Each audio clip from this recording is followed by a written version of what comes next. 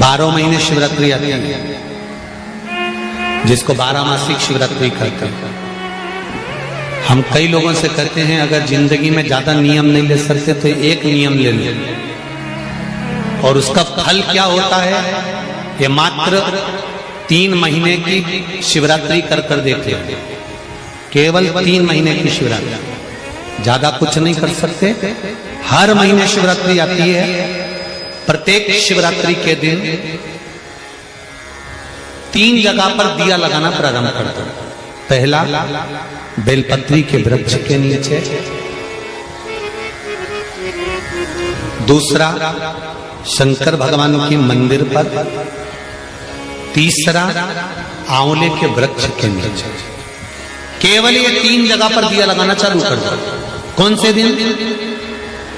हर महीने की जो शिवरात्रि आती है, मासिक शिवरात्रि जो आती है, आप 12 महीने का नियम बनाओ कि मैं 12 महीने की शिवरात्रि का व्रत करूं ना करूं। मैं शंकर के मंदिर में 12 महीने जो शिवरात्रि आती है उस शिवरात्रि का नियम लेती हूं कि शिवरात्रि के दिन मैं दिया लगाने 3 जगह पर जाऊंगी। पहला, बोलते जाओ जम के, बेलपत्री के नीचे। दूसरा, शंकर भगवान के मंदिर में या शिव मंदिर की चौखट पर।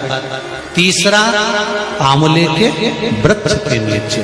ये 3 जगह पर आप प्रणाम कर कर, झोली पसार कर बाबा देवाधिदेव महादेव, माता लक्ष्मी और पार्वती के नाम से दिया लगाना प्रारंभ कर दीजिए। 3 महीने की शिवरात्रि पूरी हो, ये निश्चित है अगला पत्र आपका इस जगह पर मिलेगा कि बाबा ने मेरा ये कार्य किया। तो 12 महीने शिवरात्रि आती है। आप किसी कामना से अगर शंकर जी की आराधना कर रहे हैं या आप शिवरात्रि पर व्रत करें ना करें, 12 महीने शिवरात्रि आती है। आप प्रयास करना, एक कामना कर कर शंकर जी के शिवलिंग का और शंकर जी की जो जलाधारी है उसका शाम के समय, प्रदोष के समय पर, शिवरात्रि के दिन सफेद पुष्प की पंखड़ियों से शिव का श्रृंगार करना प्रारंभ कर दीजिए। जिस मंदिर में कोई नहीं जाए उस मंदिर में जाकर आप शिव का श्रृंगार करिए, श्रृंगार करो। आप दूसरा सोमवार आएगा, दूसरा शिवरात्रि आएगी ना, दूसरी महीने की जब शिवरात्रि आएगी तो आपको मालूम पड़ेगा कि आपने शंकर का जो पुष्प का श्रृंगार करा था, श्वेत पुष्प की पत्तियों का, सफेद फूल की पत्तियों का, कुंदकेश्वर महादेव के नाम से जो श्रृंगार करा था, उसका लाभ क्या हुआ।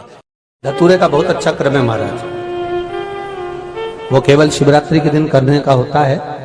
कहते हैं जिसका व्यापार ना चले, व्यवसाय ना चल रहा हो, बहुत ज्यादा कष्ट में जीवन निकल रहा हो और बहुत ही ज्यादा तकलीफ हो रही हो, तो धतूरे को हल्दी में डुबोकर शंकर भगवान को शिवरात्रि के दिन रात को 12 बजे समर्पित करें।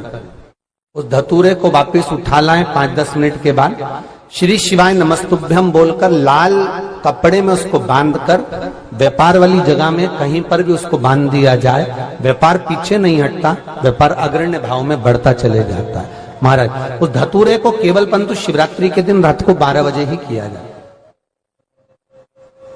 हल्दी में डुबोना पड़ता है।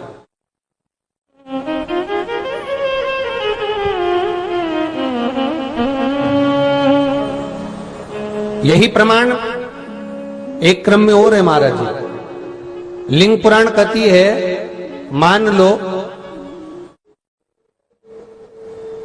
किसी व्यक्ति को कोई एक भारी बीमारी हो गई, बड़ा रोग हो गया, और वो रोग डॉक्टर कह रहा है कि ये ठीक नहीं होना है, बहुत तकलीफ उसमें है और कष्ट ही कष्ट है, वो ठीक नहीं हो रहा, दवाइयां लग रही, गोलियां खा रहे हैं। तो महाराज उसका भी वर्णन है। 7 धतूरे, कितने धतूरे लेना है? 7 धतूरे। कोई सी भी शिवरात्रि से मतलब महीने में एक बार शिवरात्रि आती है, प्रत्येक महीने आती है।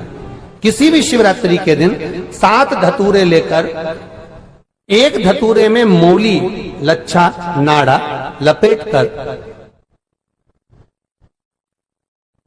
चंद्रमौली भगवान का स्मरण कर कर उस मौली को लपेटकर 6 धतूरे में हल्दी लगाकर शंकर भगवान की जो जलाधारी है, जलाधारी में आपको पहले भी वर्णन किया है, शंकर भगवान का ये शिवलिंग है, ये जलाधारी है, ये भगवान का जल निकलने का स्रोत, चरणारविंद का भाव। शिवलिंग जहां रखा हुआ है ये पार्वती जी का हस्त कमल, जो ये गोल भाग है ये पार्वती का हस्त कमल, जहां शिवलिंग रखा है। जहां से जल नीचे गिरता है उसके सीधे भाग में श्री गणेश जी महाराज का स्थान है, उसके उल्टे भाग में श्री कार्तिकेय जी का स्थान है।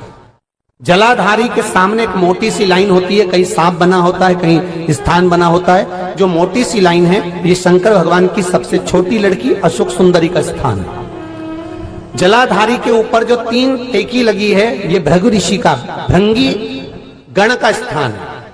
इसके ऊपर जो कलश है, कलश में जो पानी भरा जाता है वो पानी जो बूंद बूंद नीचे गिरता है ये शंकर भगवान की 5 लड़कियों का स्थान है। जया, विषहरा, सामरीबारी, धोतली और देव, ये 5 लड़कियों का स्थान है। शंकर भगवान का संपूर्ण परिवार शिवलिंग के सामने से, जहां से जल चालू होता है गिरने के लिए नीचे की ओर जब जल जाता है, उस स्थान पर भगवान शंकर के सारे गणों का स्थान है। फिर जब जल बहकर सामने की ओर जाता है, जितनी दूर तक जल जाता है उतनी दूर तक भगवान शंकर के उस जल भाग को ग्रहण करने के लिए 33 कोटि देवताओं का स्थान है। इसलिए उस जल को हम लांघते नहीं है, क्योंकि वहां 33 कोटि देवता विराजमान रहते हैं महाराज। तो जो बीमारी डॉक्टर ने बता दी और बहुत बड़ा रोग हो गया और शरीर में कष्ट है, ठीक नहीं हो रहा, चाहे लीवर से जुड़ा हो, चाहे किडनी से जुड़ा हो, चाहे कैंसर से जुड़ा हो, और मान लो शरीर में कहीं गांठ भी हो गई है और वो मिटी नहीं रही हो, तो महाराज निवेदन है 7 धतूरे, एक धतूरे पर मोली लपेटकर वो शंकर जी के शिवलिंग के ऊपर चढ़ाना। 6 धतूरे, उसमें से एक धतूरा भगवान श्री गणेश जी का स्थान, दूसरा धतूरा श्री कार्तिकेय जी का स्थान, तीसरा धतूरा अशोक सुंदरी का स्थान। महाराज शंकर भगवान की जगदम्बा जी के हस्त कमल के ऊपर एक धतूरा। अच्छा, एक धतूरा जहां से जल नीचे की ओर बहकर जा रहा हो, पानी जिस जगह से नीचे गिर रहा हो बिल्कुल वहीं पर एक धतूरा चढ़ा देना है। उस धतूरे को चढ़ाने के बाद वो धतूरा वापस लेकर आना है। अवधूतेश्वर महादेव का नाम लेकर या चंपेश्वर महादेव का नाम लेकर उस धतूरे को, जो बीमार व्यक्ति है उसका स्पर्श कराकर बेलपत्री के पेड़ के नीचे पटकवा देना है महाराज। धीरे धीरे रोग में आराम मिलना प्रारंभ हो जाता है, औषधियां धीरे धीरे समाप्त हो जाती हैं और व्यक्ति स्वस्थ हो जाता है। ये केवल शिवरात्रि के दिन ही होता। बेर चढ़ाने का बड़ा महत्व है। यहाँ चढ़ाते हैं कि नहीं चढ़ाते? चढ़ाते हैं। शिवरात्रि के दिन बेर चढ़ाने का बड़ा महत्व है। और शिवरात्रि पर चढ़ा हुआ वो बेर उठाकर ले आइए और उस बेर को उठाकर रख लीजिए। मान लो किसी को उदर से जुड़ी हुई जब तकलीफ रहती है, पेट से जुड़ी हुई तकलीफ रहती है, पेट से जुड़ी हुई कोई भी प्रॉब्लम हो, अगर पेट से जुड़ा हुआ कोई भी रोग आपको लग गया और डॉक्टर की दवाई चल रही है, सारी औषधि चल रही है, जो शिवरात्रि पर आपने बेर चढ़ाया है वो बेर अगर आपके यहां रखा हुआ है, वो बेर उस रोग वाले व्यक्ति को खिला दीजिए। आधे घंटे के अंदर पेट का दर्द, पेट की तकलीफ, पेट का कैसा भी रोग होगा एकदम आराम लग जाएगा। उस बेर में इतना दम, इतना प्रबलता आ जाती है। शंकर को जो शिवरात्रि के दिन बेर चढ़ाया जाता है। यहां तो सीधी सीधी बात है ना।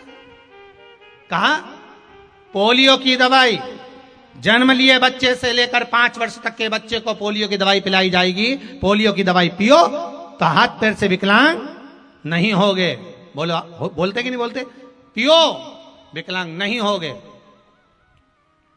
जो नहीं पिएगा वो हाथ पैर से विकलांग हो जाएगा। उसी तरह शिव महापुराण की कथा, जिसका जन्म नहीं हुआ, जो माता के गर्भ में है, उससे लेकर जो मर रहा है उस तक के व्यक्ति को सुनाई जाएगी। पोलियो की दवाई नहीं पियोगे, हाथ पैर से विकलांग हो जाओगे। शिव महापुराण नहीं सुनोगे तो काम, लोभ, विषय, आसक्ति से विकलांग हो जाओगे।